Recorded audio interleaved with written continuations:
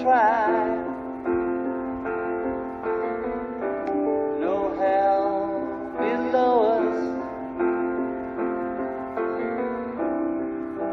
above us only sky. Okay, and then lastly, I just want to introduce our speaker, Liron Gabay. I'm just going to give him a bit of an intro. I'm going to spotlight him for you. So Liron has spoken with us before. He's a tour guide and a former carpenter. He's the proud father of two young girls and is currently serving in the reserves. During his military service, Liron was in the armored corps, the elite Mohan unit, and in intelligence. Thank you so much, Liron, for being here again. It sounds so serious. Oh my God. It's very serious. Yeah, it sounds serious. I'm the last person that you can call serious in the Israeli idea. So good evening, everybody. My name is Liron Gabay. I'm a tourist guide. I was a carpenter for many years. And right now I'm serving in one of the, I volunteer to serve in the Golani Brigade in the Golan Heights. And when they asked me to come today, it was very, very quick. So I tried to do my best to tell you that this is, you're going to be happy about what you're going to hear. So what I'm going to talk about, first of all, I'm going to talk about the situation right now in Israel, in the eyes of the civilians. And after that, I move to the eyes of the soldiers. So we have two areas. We have what happened in the south. I serving in the border of the north part of the border. So I serve in the area of Syria and Lebanon. I belong to the Golani Brigade. My platoon is 9211. This is the unit. All of us are reserve. I'm one of the oldest one in this unit. The average age in the unit is 26. And I'm going to tell you in the end of the months we're living. So I'm going to talk about it after that, and then I can start. So now I can start. First, to understand what happened in Israel, one of the things that I have from a lot of people that talk with me is the situation that people see the news and don't understand what happened in Israel. So I want to make a small brief about the situation that we have. First of all, the Israeli IDF still fighting inside of Gaza. And if you look on the map, it's become that we conquered, I think, 70% of Gaza. We have still 30%, but the problem with the 30%, we have two kind of cities. We have the bottom city, that this is the city that everybody see, and most of the building destroyed, and we have the underground city.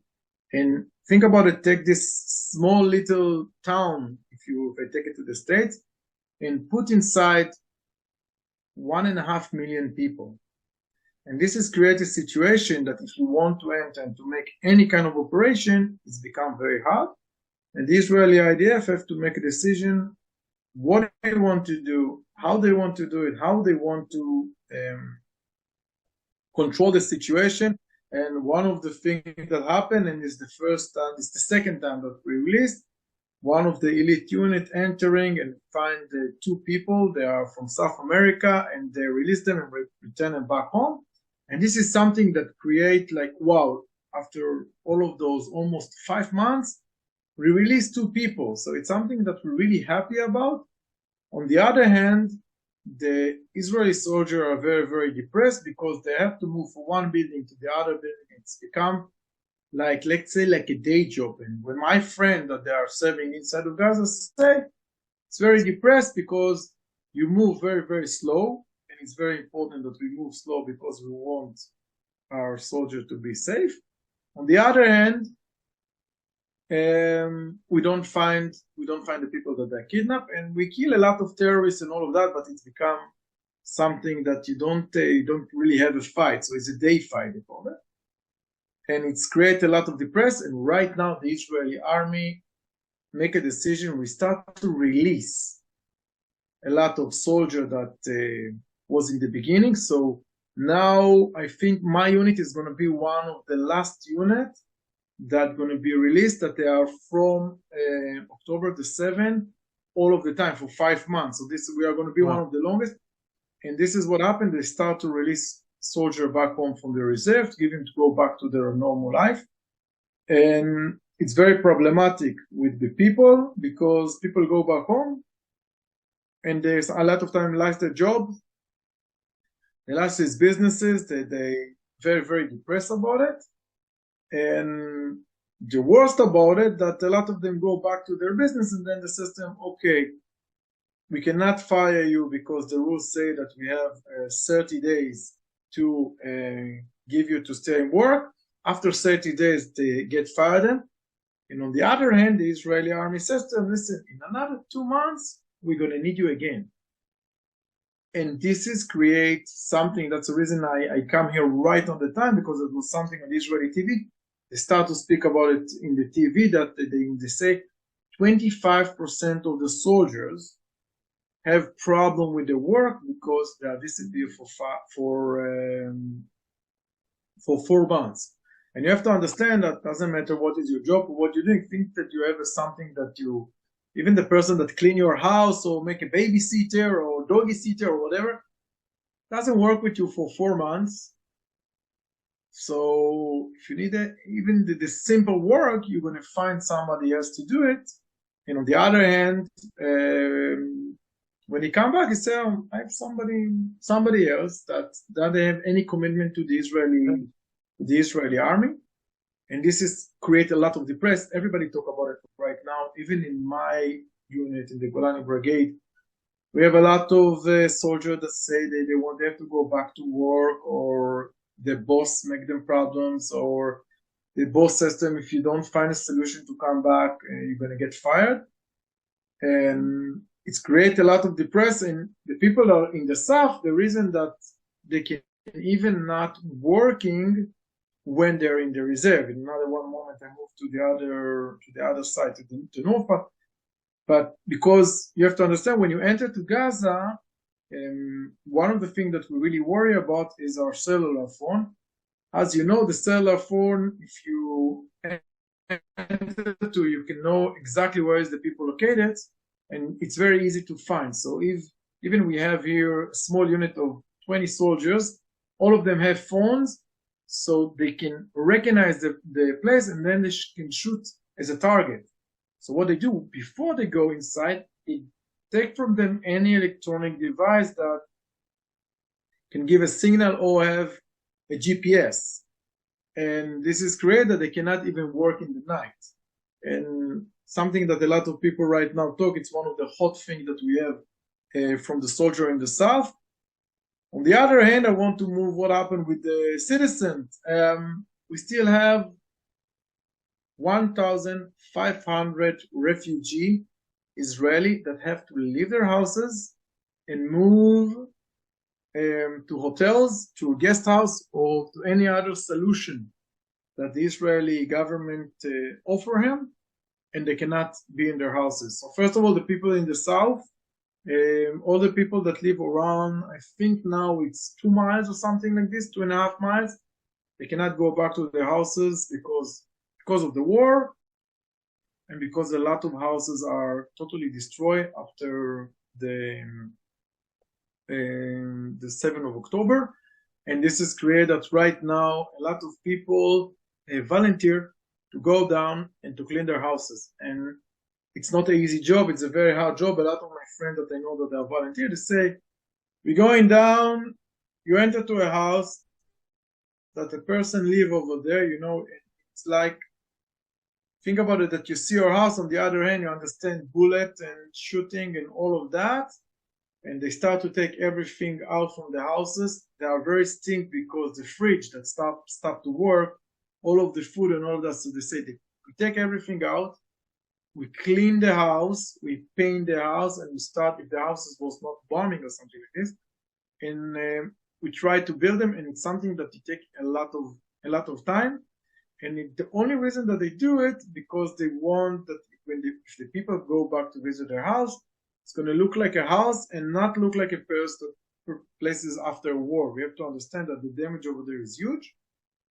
So a lot of citizens volunteer to do it, and the Israeli citizens right now start to be a little bit more stressed and depressed about what happened with our government. So it doesn't matter what, and I don't want to enter to a political agenda, but on the other, on one side, we have 134 people that are still in Gaza, and the families start to protest against the government. On the other hand, we have the people that don't like this government. If you remember before, we have all of the problems that we have with the government, and people go to protest. So they start to protest again also. On the other hand, the people on the other side say, listen, this is a war. This is not the time to make any kind of protest. The situation that we have before the war start to be a little bit warm up. The good thing that I have to tell you, we don't have it inside of the army.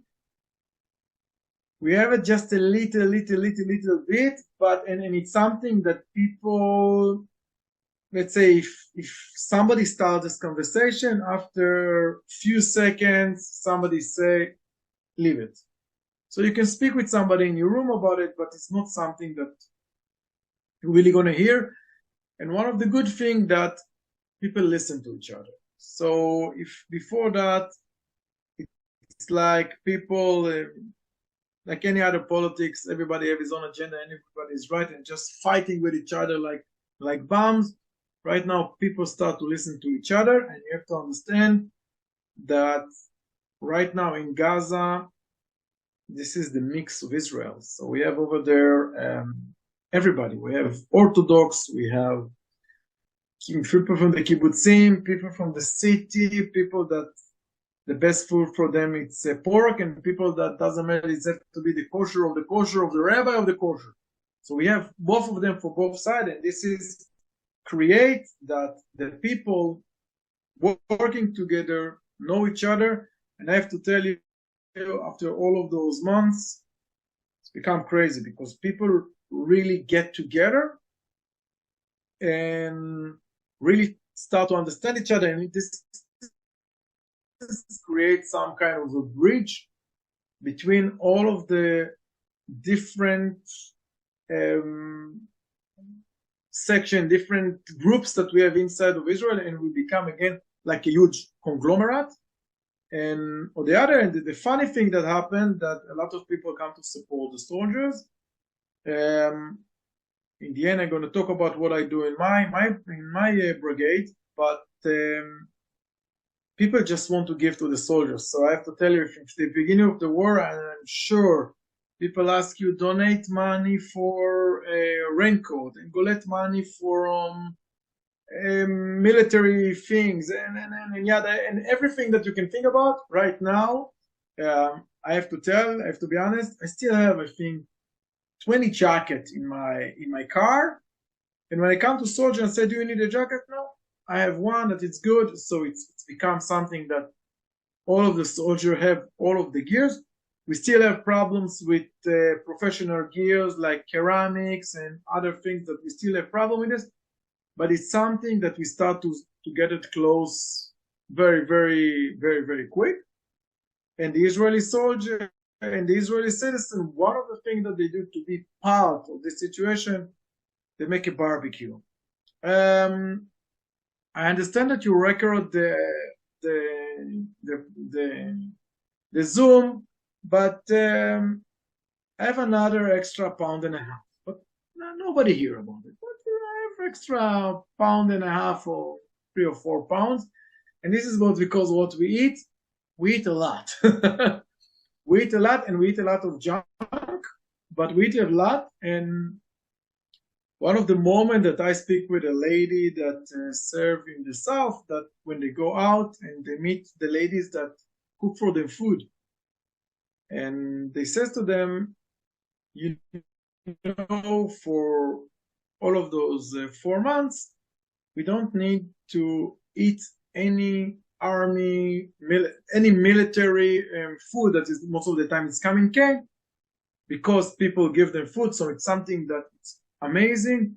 And I have to tell you, all of the soldiers that have any kind of problems, we have groups. You just throw over there the problem that we have, you find a solution.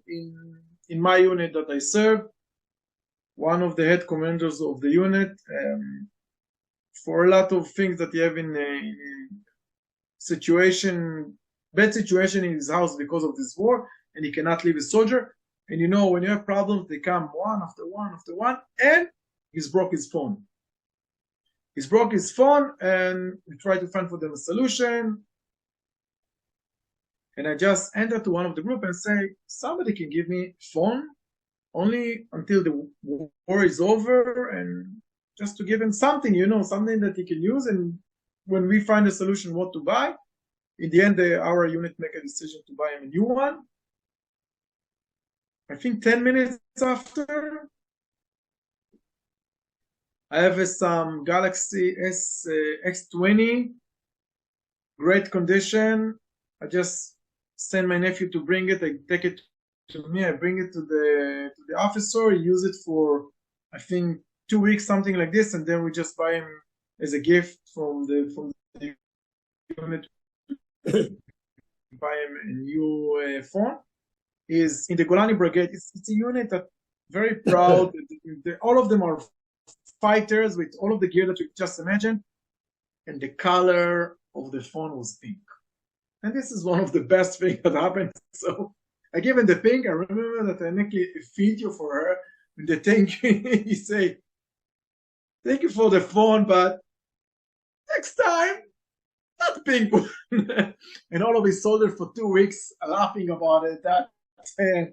It's really, really fine with this situation that, everybody go with phone and we are all machos and all of those guns and that, and he have his pink phone. So it's very funny that every time you answer the phone, you see the one with the pink. So it's something very funny that happened, and everything that our soldier need, my brigade that live in the end of the months, we have a 3 days. This is a weekend that we have 5 people that stay, and they don't have a place to stay. They have to stay in the tent, and they have to work all day. I just write in one of the group, I need a place for 5 soldiers that need to stay. I think 10 minutes after somebody coming, give me the phone of the person. They call the person, the system, don't worry. We find it amazing. It's something that this war is make all of us become united in a very strong way. You don't ask the person if he's Orthodox, non-Orthodox, if he's Jewish, non-Jewish. Everybody shlak together. We're so happy about it. And one of the things that we wish to each other, that we know that we have issues after the war, we hope that it's going to stay another 10%.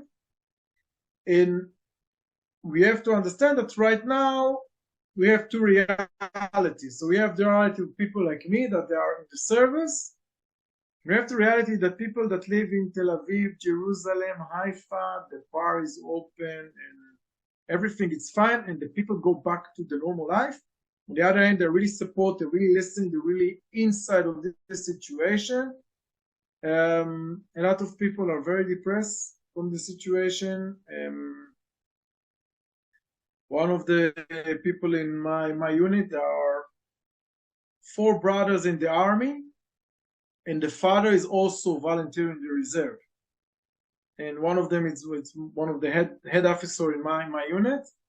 And I says to him, how's your mother?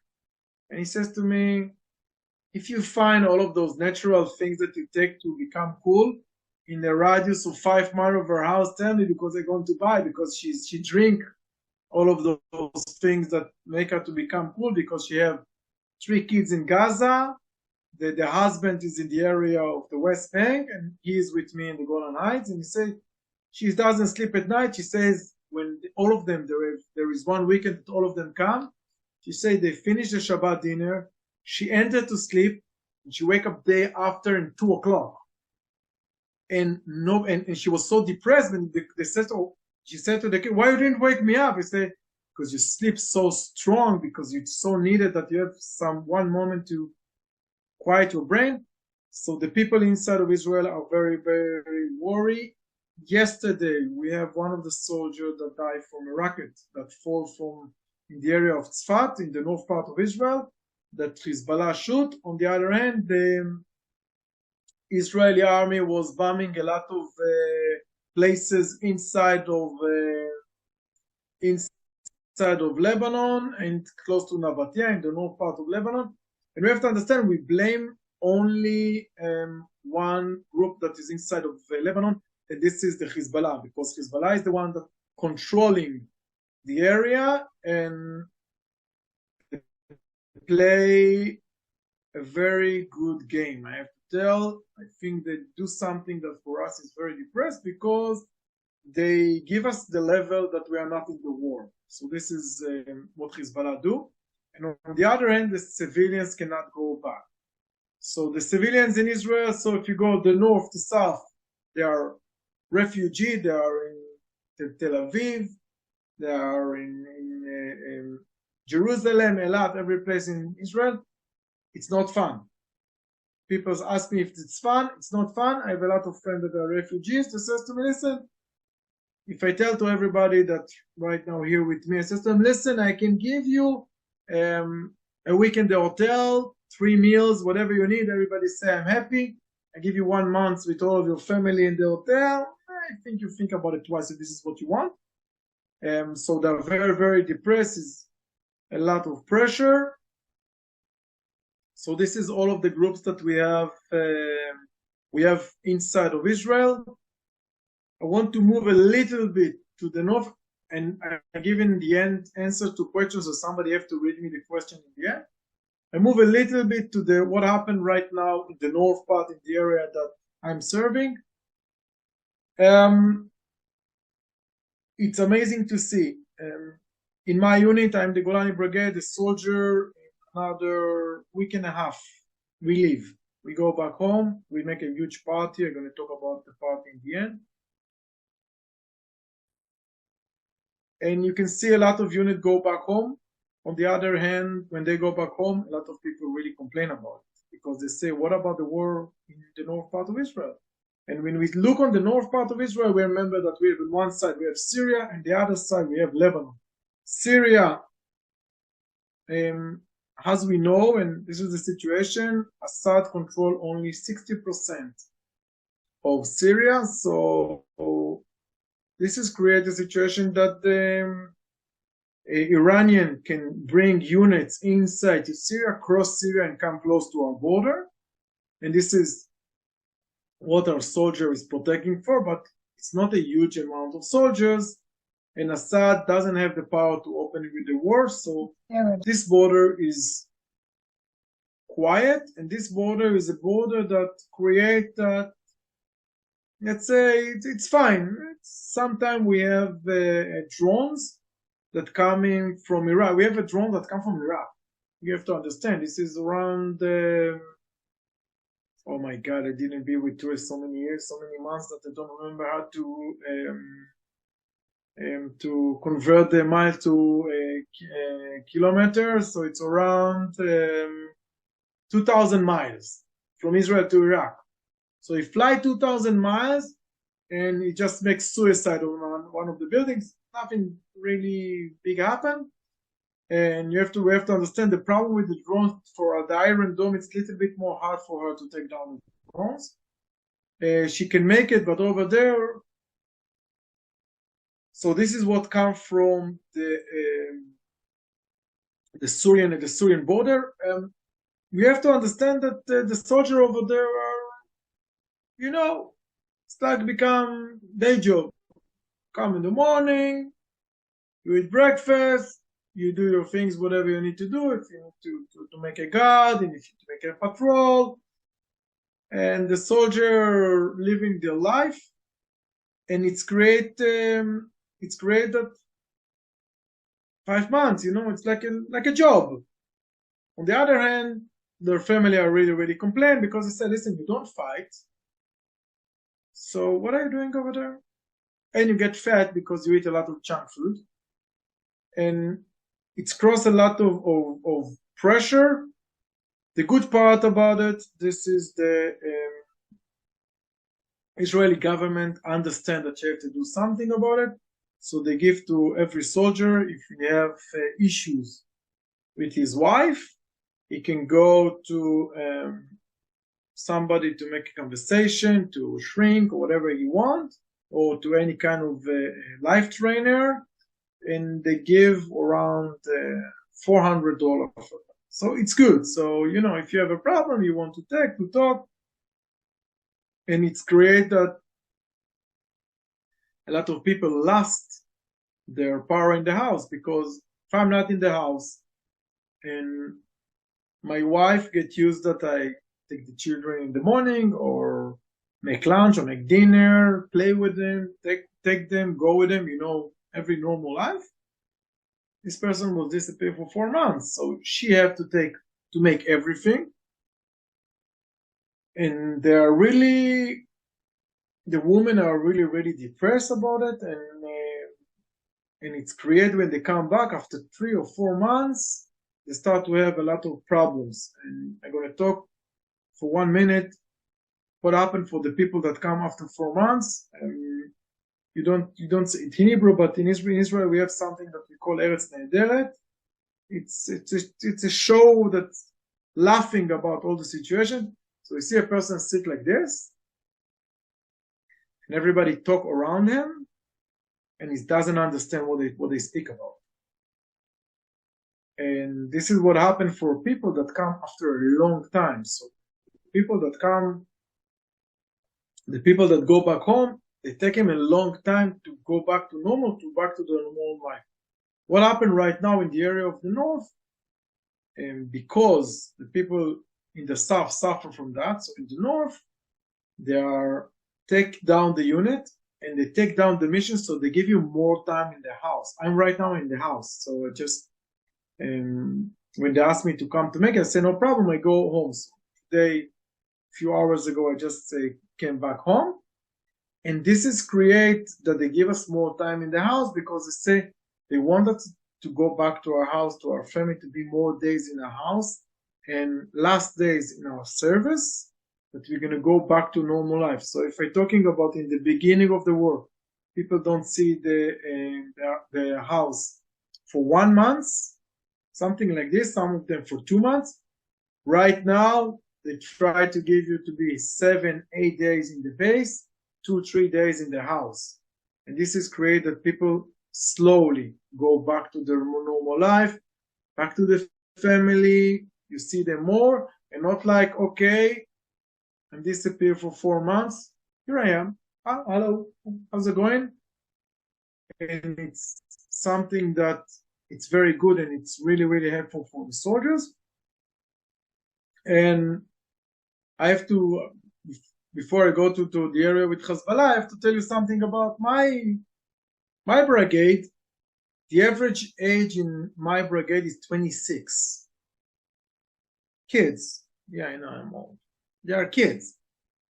And my job in the brigade is to take care that they have a good time, to see that they are okay. If you need any kind of help, try to help them, and to make them that, let's say, if they need to, I try to collect money for them. I try to bring people to give them barbecue. If somebody have problem in the house, so I try to find the right professional person to help them. If somebody, all the things that they need, so they go, it's layers after layers. In the end, I get it and I find a solution. And I'm not the one that talk with the soldiers. So I find a solution. Let's say I have a soldier that you need you have a financial problem with the house, so you need somebody to advise. I find the right person. I come to his officer. I say, this is the person. He make the joint with the soldier, so the soldier doesn't know what is their job, what's my job. Let's say when they ask, I say I'm the one that's responsible for all of the barbecue. I'm responsible for people to come to visit them. If I have tourists that come to Israel and they want to meet the Golani Brigade, so they enter to the base. Sometimes they bring goodies. Sometimes they bring thing to winter. Sometimes they just bring pizza, or sometimes they make barbecue, and everybody become very, very happy about it. And the amazing thing is, when I talk with the soldier, because I go inside to their bases, one of the questions that I ask, and you have to understand, they are physically inside of the mud, cold, rain, it's winter in Israel. And I says to him, I give you 2 options. One option, tomorrow you go back home. That's it, it's done. You go out, you go back to your normal life, you can go back to the university, you can go back to your work, whatever you do. Give you another option is to stay here stuck inside of the mud for another 3 months, and then the war is start and you enter to Lebanon to fight. All of them says to me, I want to go back. I want to stay another 3 months to go back and to fight. And something like, I give you your freedom back. You're stuck here for 4 months. In the end of this month, it's going to be 5 months. And they say, well, no. I'm a soldier. I want to fight. I train for that. I wait for that. And I don't care, winter and food. I don't care about nothing. Give me to fight. And this is something that I think that you look at that and you say, wow, this is kids that getting small salary right now, according to the Israeli government, what the minimum that the Israeli government can give them for months. This is kids that just want to fight. They just want to protect the land, and they don't want to fight to kill somebody or to make problems. They want to protect the land. And those soldiers right now understand that at the end of the month or the end, my unit, that is the last one of the last unit that released, going to go back home. But the thing is that they said to them, you go back home, but in another 3 or 4 months, you come again. So what happened right now in our area, the Israeli government make a decision that the number of the soldiers that we have close to the border, it's going to be very, very, very high. And this creates that the border is going to be more safe and you're going to be prepared for the war. So for my unit, when we assess them, you're going home very soon, sometimes they are depressed. They say, no. If we go home and the war is start, it's a problem. Then we explain them that the reason that they go back home is to rest, go back to work, go back to life. The moment that the war is start again, you're going to be the first one, and you have to remember, to understand my brigade. This is the brigade that stay on the first line with Syria and Lebanon. We're just on the triangle that every time that they shoot on our soldier. When they shoot to the area of Hermon, this is the area that my brigade is located, and they're very depressed about it. And I move a little bit to the area of Lebanon, Syria, and we are catching the triangle of the borders. In Lebanon, it's a situation that Hezbollah control in 100%. It's Hezbollah, when it's going to be quiet, it's going to be quiet. When the Hezbollah make a decision that they're going to shoot on us, they shoot. And the problem is that most of the time it's not the soldier that react, it's the Air Force that react. And when the Air Forces react, it's create that they have a lot of issue with that, because they say, we don't want that the Air Force to react. We want to react. We want to enter and to fight. But the problem is most of the time they just shoot rockets or they shoot missiles or something small, and they make a very small damage. Like yesterday. Yesterday they shoot 7 rockets. That's it. One of them just hit the building, and sadly they murdered one of our soldiers. So the Israeli Air Force was entering, and the elite unit was entering, and they make some issue and kill few of the terrorists of Hezbollah. But this is what happened. And this is create that they are really depressed that we don't give them to finish the situation with Hezbollah. We have to remember that the Hezbollah is supposed to move until the river of the Litani. It's around 20 miles from the border.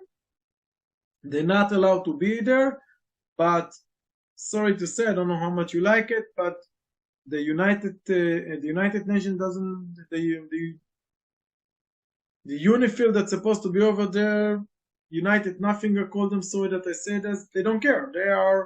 They say, okay, what do we want to live in the end? It's not a democracy like in Israel. And now Israel tried to make a solution, a diplomatic way, to move them forward to this line, and we don't want to have any soldier in our area. On the other end, Israel tried to get more and more time about it, because our soldiers are tired. So right now we are catching the first line and we're supposed to enter, but the soldier, after, we want to refresh the soldier and to bring the soldier that are right now in the regular military and the reserve. We have from 18 to 21 and all of the brand new tanks that the moment that they finish Gaza, to get them on the first line with the reserve, like my brigade, that is fighting brigade. And then let's see if we start the war with Lebanon. A little bit about the soldiers that we have, and you can see our soldiers when you hear about them. They're really proud.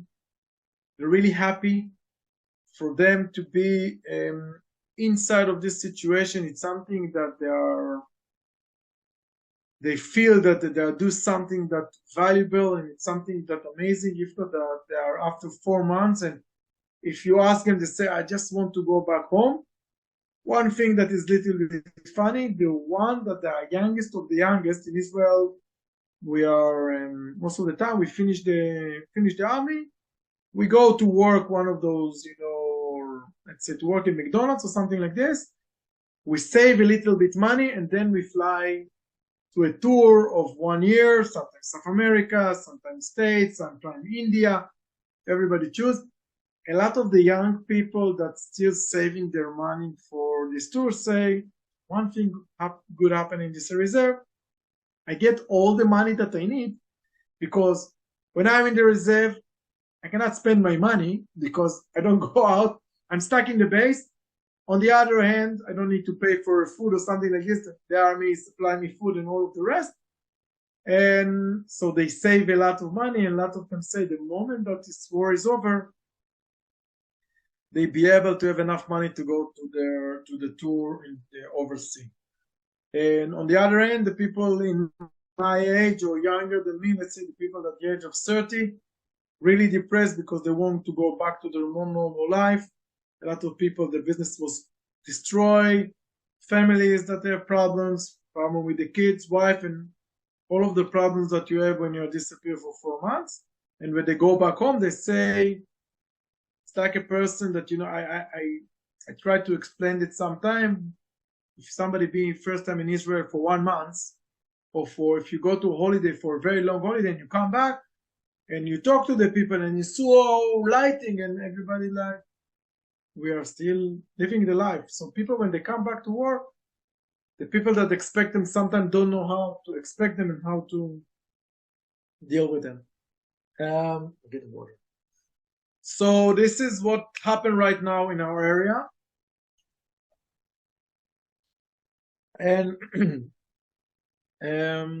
that's it. My brigade, in the end of the month, my brigade is leaving. Right now, I am the one that's responsible for their party. So we try to collect for them money from donation and to make a big party. It's going to be a big party. Right now, we're working on the donation. It's going to be in the 27th of February, in another week and a half. So if you want, I can send you with Julia pictures when you see. And if somebody wants to donate, I can send you how to. We have Venmo, we have everything that you can donate for this event that we do for them. And it's going to be 700 soldiers that going back home. And on the other hand, in another few months, they're going to come back again. Questions? Everybody's so quiet. So good to be with Americans. Questions, somebody? You're muted if you're trying to talk. Thank you so much, Liron. Can you post the Venmo information? Yeah, if you could post your Venmo information in the chat, people can donate.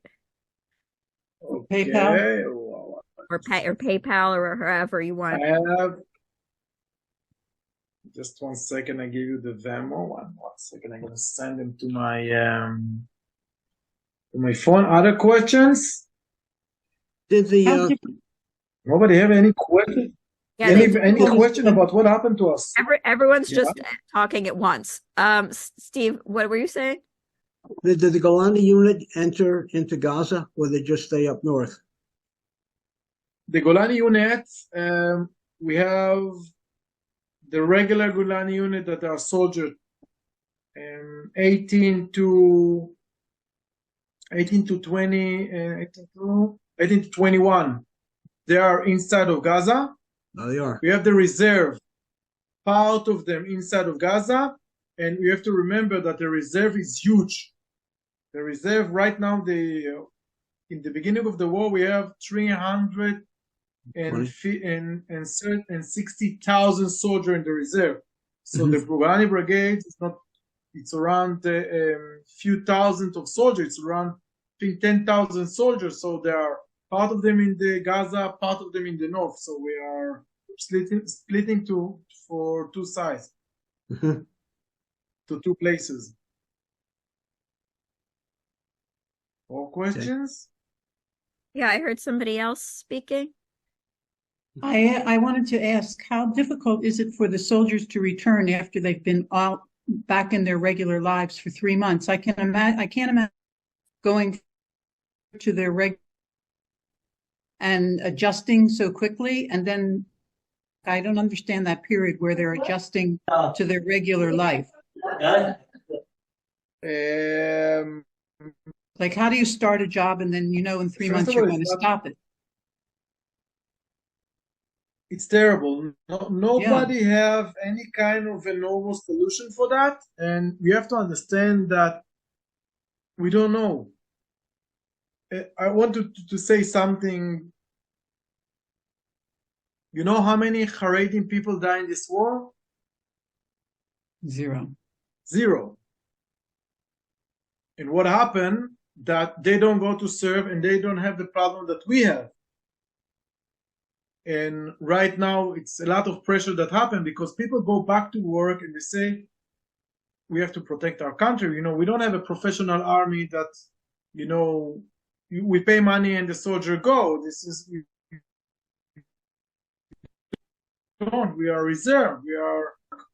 It's very depressed. It's very, very stressful. I have to tell you, I'm volunteer. I'm volunteer to the IDF. And when I signed to the volunteer, the headquarters of my brigade says to me, listen, if you volunteer and you enter, you make all the training with us, fight with us, when the war is over, in another few months, I'm going to call you again. System, when the war is over, my tour is supposed to come back. I'm supposed to make a living. You say, don't come to my unit if you cannot promise me that you come. And I said to him, okay, I want to serve my country. My country is important for me. And this is what happened, and they said to me, it's a problem because people don't know how to do it. So if you're working in an office or you're working in a factory, it's create a lot of problems for people that say, okay,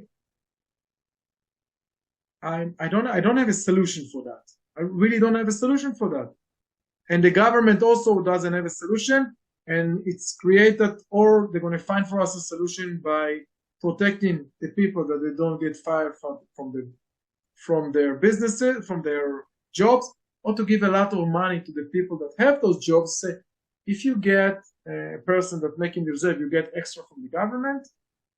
We don't know how it's going to be, and everybody afraid from that. I have to tell you something. The reason that I enter exactly at my time, 9 o'clock, it's because there is something that they talk about it in the news, that people come back after 30 days, they fire them. And right now, a lot of people that leave 3 months ago, in another month, are supposed to come back. The system in the system, don't say to your boss that you come back again to the army, because they're going to fire you. And if you say to them, look, I have the letter that I come back, he cannot fire you. And it's very sad what happened about it. So people don't know, and I have to tell you that one of the biggest problem that we have, it's people that go to students. Think about it. 4 months, they last a semester. So one of my friends that is a professor in the university say, we try to give them right now, like whatever they start, we're going to build program just for them, that with all of the teachers, that they don't lose too much time. They don't lose full year. They're going to lose only few months. So it's bad for the students. It's bad for people that have jobs. and you have people that have business there. One of the people that I talked with him today says to me, I come to my officer and say, listen, the government doesn't support me. My business is crushed down. And right now he's back home with full gear, with his gun, but he's not in the service. And he says to me, I'm not in the service because they give me some time to be back home to help my business, because it's not he's going to trust. So I don't have any solution to say how it's going to work easily. Sounds More questions? If you have a question, please feel free to unmute and ask. Yeah, I was just thinking back to my past, which involved the Vietnam War, and a very similar situation occurred then with people returning. There's a federal law that they could not be fired from a job they left. I think it was either 30 or 60 days. Same idea, same tension, same pressure. Yeah. Yeah, and it's something right now in Israel, it's 1 month. Mhm. And what happened that we have right now, that people after 1 month, they just take them and throw them away from the job. And they are really, really depressed about it, because they say it's not fair. Because I come to protect you. I'm the one that go leave my job and go to protect my land. And right now you says to me as a thank you, hasta la vista, you are not interesting anymore. And it's something that we are really, really depressed about it. And we hope that it's going to be changed by any kind of solution, because it doesn't going to work with power. We understand that it doesn't going to work with power. It's not like they say, okay, if you leave him, we do something. I think the people that fire their people, we have to post their business, and we don't want to buy from them. On the other hand, I think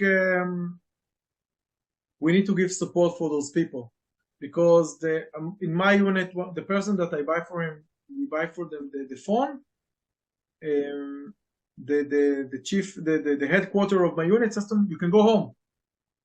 And he says to me, I cannot go home. And they talk with his wife. And he says to him, convince him to go home. And he says, listen, something bad happened, and I'm going to be back home. Those soldiers enter to a fight, and I'm not going to be with them. I'm going to do a suicide. I have to stay with my soldier. I train them. And if they're going to be in a fight, and they're going to be involved in a fight, and I was not there, I was back home, I'm not going to forgive him for the rest of my life. He stay until the end. I have to tell you right now, we find for them a lot of solutions for his economic situation, and because of he's in the army. And we have a lot of people that say, I cannot leave my soldiers.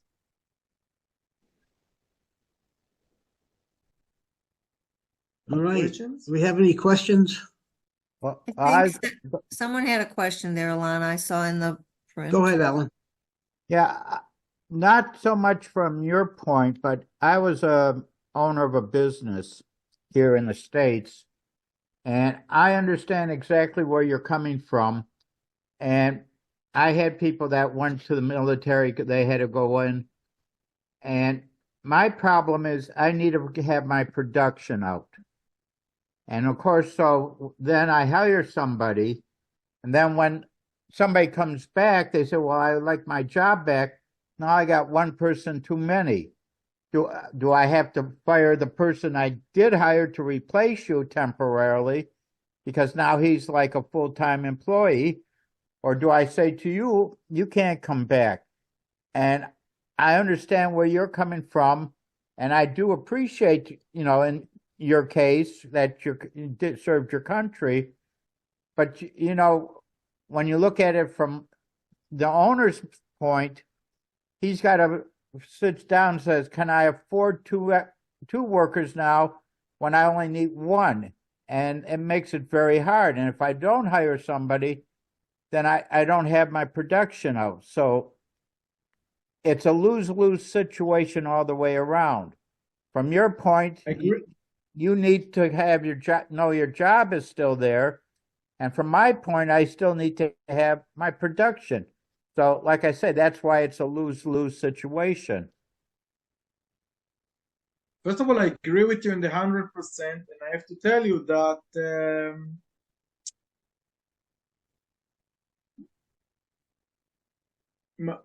the thing is that what is you supposed to do as an owner of business? To hire somebody for a short period of time. This is what you're supposed to do. But you have to remember that is a small difference between Israel and most of the places. Over here, you don't have any other army. Because if everybody say, okay, I need to take care to be responsible only for myself, Israel was not going to exist. So think about it, that the owner of the business is one of the things that people accept them to do, is to hire somebody for a short period of time to make the job and system. Listen, the moment that the person come back, you go back home. Right. This is what we're supposed to have. Right. And I understand what you're saying, but what happens is that it's hard to hire somebody and say, you're only going to work for a short period of time. Because then they say, well, I'm going to go look somewhere else. I don't want your job because I want something that's going to be more full time. Yeah, but we don't have any other choice to do it in a different way. Oh, I understand what you're saying. I'm just saying, from an owner's standpoint, I'm stuck in the middle. You're stuck in the middle, and the person I hire is stuck in the middle. But it's a different situation here, because in Israel, all employers know what the situation is. So you can't compare what goes on in the United States to what goes on in Israel. Everybody here knows what the story is. So yes, I understand, Pam. Everybody knows that if the soldiers aren't fighting, it won't matter whether they have a business or not, because they won't have a business. No, I understand fully. I'm just saying it makes it hard on the business owner, is all I'm saying. I know, I agree with you in 100%. And one of the things that the employees say, this is something that the government is supposed to give support to those businesses. Right. We have a big discussion on that, because the last person, it's like to say, in Israel we say, you blame the guard of the house. You blame the last person that we have. This is the person that you blame. And why you blame the last person of the house, the guard? He's not the one. It's when a soldier go to fight, this is something that we do as a reserve. It's something that we build, and we don't have any army. Like you said before, like, listen, if we don't go, nobody go. And I agree with you on the other hand that the owner of the businesses have a lot of problem with that, because they say, I need my business to keep running. A lot of places respect that, and a lot of places say we're going to give the honor for the people that come back. And I agree with you that also that this is something that it's bigger than the owner of the business or the owner of the soldier. It's something that the government has to take care of. Yeah. It's sometimes easier for a larger company than a smaller company. Yeah, I agree with you 100%. I put right now in the chat, I put a Vemo and I put the name of the owner. The reason that it's Deca Tours, it's a friend of mine. I have a tourist company. I understand that also here we have other cook tours. It's a tourist company they just helped me, that it's going to be easier to transfer money. So if somebody want, I have also account of the chef that make for me the food. So if you want, I can send you this also. What's the phone number, Liron? This is the phone number of the Vemo. Okay. Okay. Yeah, I know a lot of people don't know how to. Did you see, Alana? Did you see Seth's? Yeah. I saw Harry's question. No, Seth's is before. Seth's is, are reservists called up for a specific time, or do they serve until the war is over? It's a good question. Right now or generally? Right now until the war is over. Nobody know. Most of the time, in a normal case, because the Israeli government save a lot of money, so every year we are training for 3 or 4 days, so it's nothing. And every 3 years we make 3 weeks. So it's something that become very, very easy for people. They make it reserve. So they only know, okay, you have 3 weeks, and then they are served, and when they're in these 3 weeks, you can work from the computer, you can answer emails. So it's also good for the business that the person can, if he can still be in the area of the work on, and you can ask him questions. But right now, people for 4 months until the end of the war, and when the war is over, let's say 3 or 4 months after, they're going to come back again. Yeah, your 3 weeks normally could be almost treated like vacation time from the work. Yeah, exactly. Yeah, exactly. This is why it's happened like this. So, when a person go, let's say if you come to Israel, you go for 2 weeks, 2.5 weeks, something like this. So think about it, 3 weeks, and you have weekends. And when I was young, and I was making reserve, one of the amazing things that we do in the reserve, we are splitting the days. So let's say the young generation that need to go to the university or to have a test or something like this, so they come and stay in the weekend at the bases. In the middle of the work, the middle of the week, they go to study. And on the other hand, the people that have families go for the weekends. Some people have to work. Let's say I remember one of the reserve, I have somebody who say, listen, I have a huge project and I cannot do nothing. So you have to move from the students that come from the weekend for the others, for the regular that to come in the middle of the week. And this is what creates that even that you are in the 3 weeks, so you have a lot of days off. So you can go back to your work. So let's say if I have a job, so let's say I'm going to be 2 days in a week in a job, or 1 day in the week, and still I can work. But when you disappear for 4 months or 3 months, it's something that it's stronger than everybody. Well, this is a new situation. Israel hasn't had a war this long since 1948.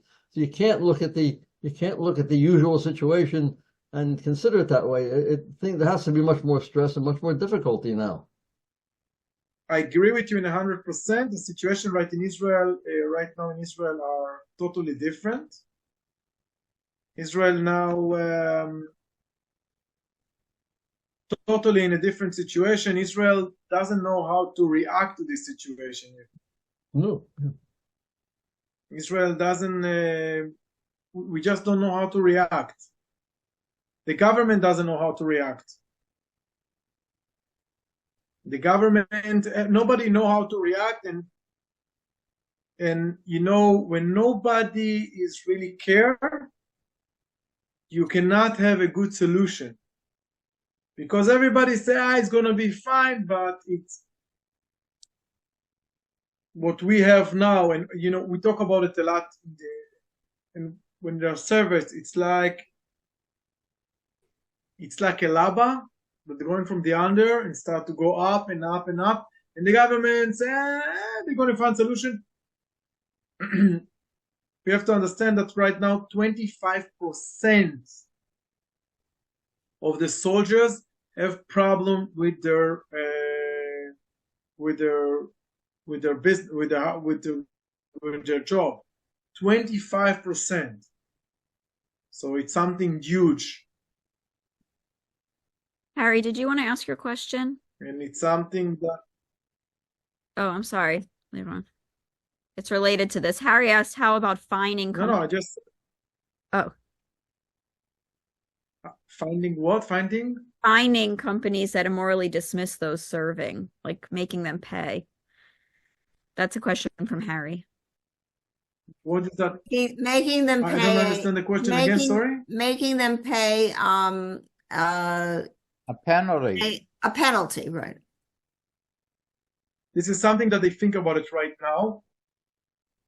Right now, you have to. It's a brand new situation. Until today, the rules in Israel say you cannot fire a person 30 days after he come back from the reserve. If not, he can sue you and all of that.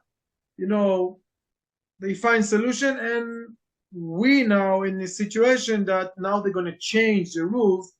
That first of all, it's going to be 90 days, and then 90 days, it's 3 months.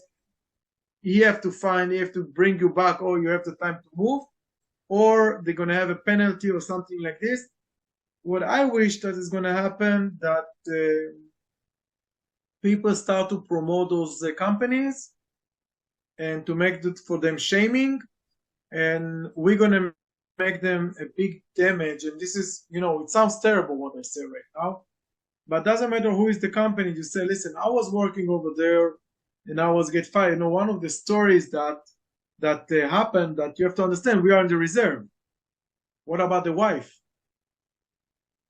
It's also a problem, because a lot of women that their husband inside of their army, and they have to make all the juggling, so have to take the kids outside from the school, take them back home, for wherever they have friends and all of that, make food.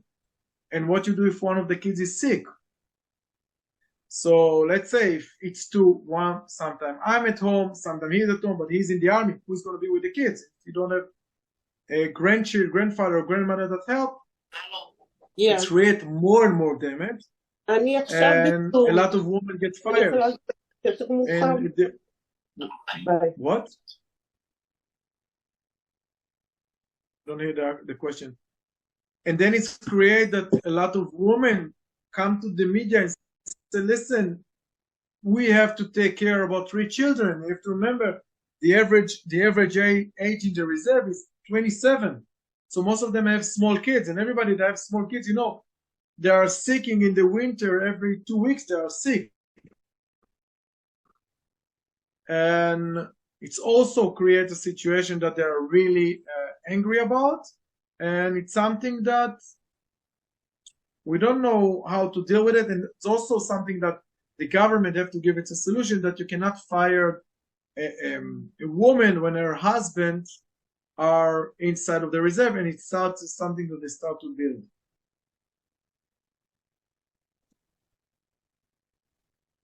Does anyone else have any questions for Liron?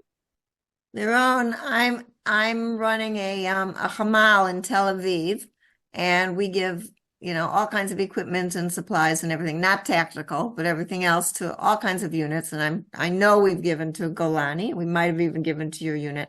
So I know you say that you know people who have everything, but all I know is that we get dozens and dozens of requests from Rosapim every single day of things that their soldiers don't have. So if you need anything for your unit, call us. First of all, I'm going to be more than happy if you send me your phone. I tell you right now, my unit, the only thing that they need, it's a fighting gear. So we need vests, we need helmets. This is the thing that we don't have. We're still waiting to get it from the army. I'm talking about the easy things. So we need tactical things, like helmets, vest, ceramic shields. And what I try now to build, when we have to remember, I have 550 soldiers, so in the party is going to be 700. Right now we're working about gifts from the families. One of the things that we try to do is to give gifts to the families. And one of the things that we do that it's amazing, we make a certificate for the kids. That the certificate that the father have write the name of the kids and say to the kids, thank you that you be at house and you are be nice and keep studying and all of that. Give to father to be over to in the border to protect you, and it's the signs of the parents that the kids do something. We have most of the things that right now we are looking for, it's gift for the end in the 27th for the party, to give him small gift, and gift for the families, and to build all of that. And the reason that my unit try to only take tactical gear, it's because it's something that we don't need anymore. I'm speaking about things that, if you remember in the beginning, all of the winter things that they need, it's something that, as long as I know, most of the soldiers have it. This is what I know. Most of the soldiers have all the winter coat and things like this. This is what I know. Well, we get plenty of them who call us up and say, we are freezing. Send us stuff. So I have to tell you that if they ask the head of my brigade, the head of my unit, he say he doesn't let us to get anything from the. We need gear that is a tactical gear. I know. I have to tell you, my unit doesn't need anymore. But again, it's very, very depends when is this unit enter or go out. Right. It's also something that it's important to remember. So if it's this unit just enter right now, because some of them was in the beginning and then they release and then they come back again, maybe. I don't know. You know, I know about I have 500 kids, I call them, because there are 500 that are younger than me. And it's enough. I'm looking for a gift for the families. This is something that I'm looking for. Where are you going to have your party? What? Where are you going to have your party? The party is going to be in Rosh Pina next to, you know, it's Rosh Pina next to Tzfat? Yes, I know Rosh Pina. Rosh Pina next to, yeah. So over there, we're going to rent a place, and we're going to have a DJ, and we're going to have a show, and we're going to have a lot of meat and a lot of candies, and it's going to be crazy. And if you want, I can send later on, I'm going to send you pictures and other things that we're going to have over there, and it's supposed to, it's going to be like this. It's going to be one of the best things that I do in my life, or you're going to hear the news, Golani Brigade just murdered one of the soldiers because he failed on the party before they go back home after 5 months.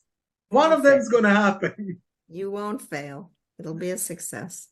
Yeah, I'm not going to fail. I think for one reason, because it doesn't matter what I'm going to give them. It's just listen. In another 2 days you go back home. So, more questions? Anyone else? I have a question. I have a question to you personally.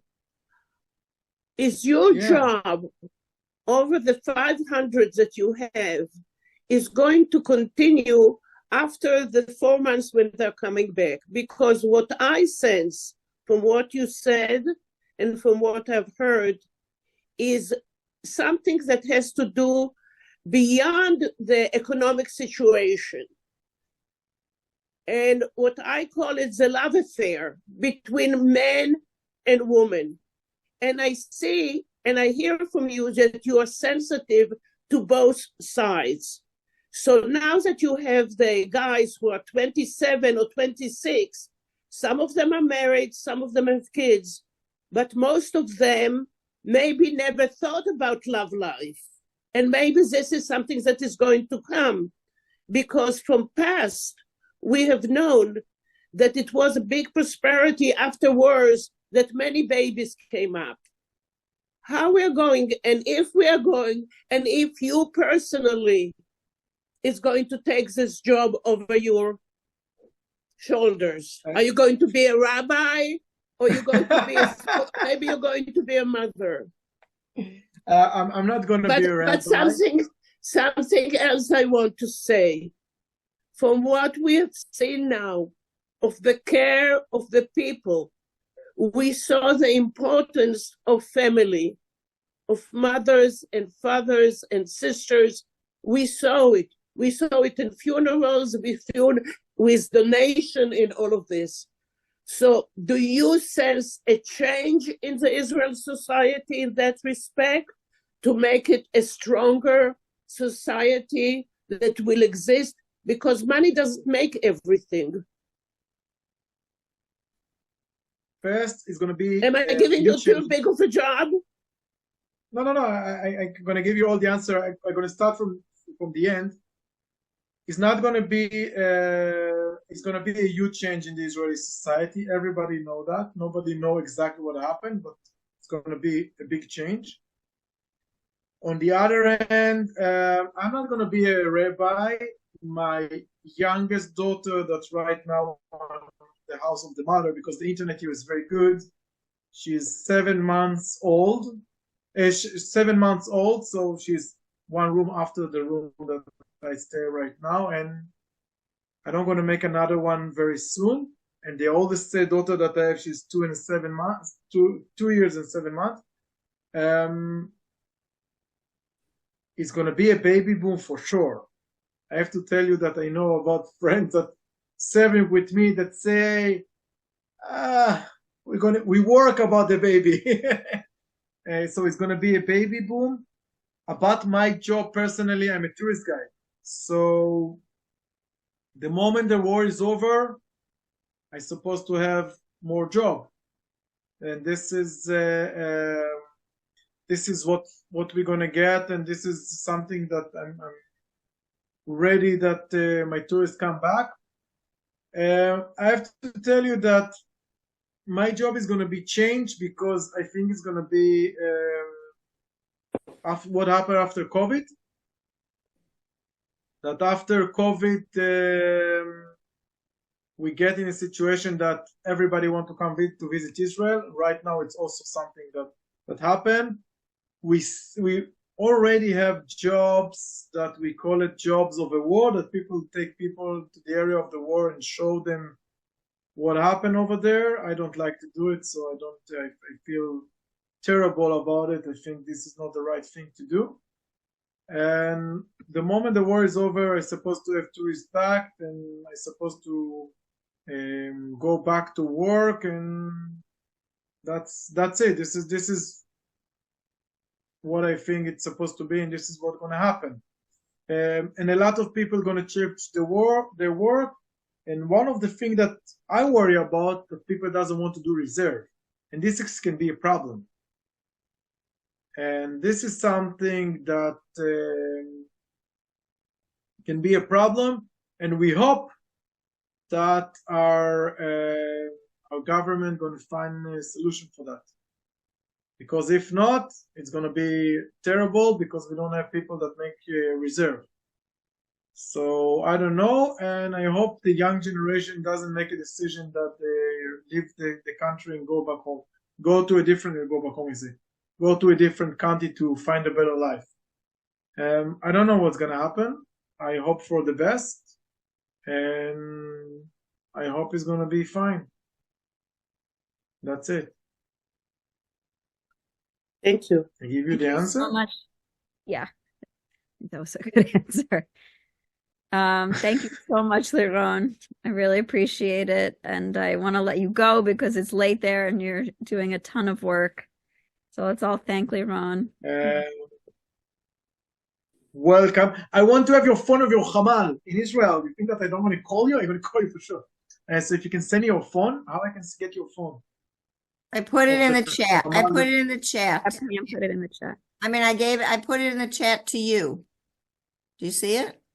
I don't know. I'm so bad in. All right, give me your phone number and I'll call you. What's your phone number?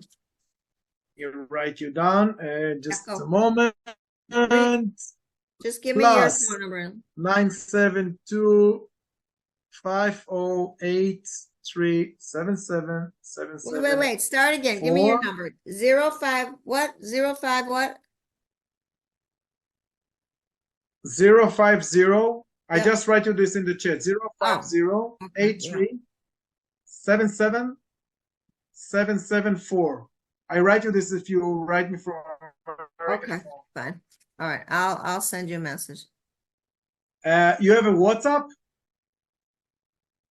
Yeah, I'll write. I'm You here have in a Israel. WhatsApp? I'm in Israel, so yeah, I'll send you the Ah, WhatsApp. you're in Israel? I Ah, mean, great. So I can send you the picture. I said I'm running a Hamal in Tel Aviv. So Yeah, I know people that running the Hamas from overseas. no, I don't just do money. I'm there every day from all day long for 10 hours a day. So you're more than welcome to come to visit my unit before they go home. It's important. The people that come to Israel, you have to understand. I I know. try to give them a lot of connection with the soldier. You see their eyes are shining. I It's know. something that sometimes the tourists say we come to support them, and they are happy to see us. We don't understand what happened. For them, it's something to say. Listen, all around the world are on our back. I know, Liron. I know people that come and they volunteer all the time at all the different barbecues and everything. So, yep. Yeah. Very Right. good. I did I'll be in touch. appreciate it, and I wasn't trying to give you a hard time either. No, it's not a hard time. Everything is fine. Listen, I wish that one day I'm going to see all of you back in Israel. You says to me, we come to visit in Israel, you see me without the uniform, without M16. The last thing that I want to tell you, it's become interesting that every place I go, I take my gun with me because I cannot live in with my house, and sometimes I take off the uniform and I go with my M16, and people look at me and and they're looking at other people with guns, and somebody says to me, in the normal war, we don't supposed to have people that go with M16 on their back. That this is what happened here, and I hope next time I meet you, I'm not going to be with a uniform. Maybe I'll be in the reserve again as a volunteer, but I come to see you here traveling, see our beautiful country. The weather's supposed to be nice very soon. Everything is shining, and it's going to be peace, and all of you come to visit us. And I want to say I'll to leave my you, Tavor at home. Baruch Hashem. what? I'll leave my Tavor at home. Yeah. In my unit, they have Tavor. The Golani Brigade have Tavor. I have one also. So I have one also. And then one of the soldiers that they are in the first line, that they're younger than me, says to me, listen, he needed it. And so I changed to a short M16. And I want to take to you your support that you do over there. I want to say to you, thank you as an Israeli, and thank you as a soldier. That we really appreciate that. We really need that with all what happened with Israel in those days. And I want to say to you, thank you. And I say this from all of my unit and all of our soldiers. You cannot know how much want to say thank you for all of those people that support us and take care of us from overseas. Thank you very much. Thank you, Liron.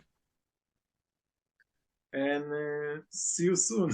All right. Sounds good. Thank you so much for speaking to us today. Okay. And thank you. Bye-bye. Laila Tov. Anyone else who'd like to stay for a schmooze, I'll leave this chat open. Feel free to stay. We'll send Liron off for his night. I'm going to say goodnight to my daughter, and I'm going to sleep. From the morning. As you should. Bye-bye, guys. All right. Bye, Liron. Bye. Good night. All right. Let me see. It's cute. So I think Steve left.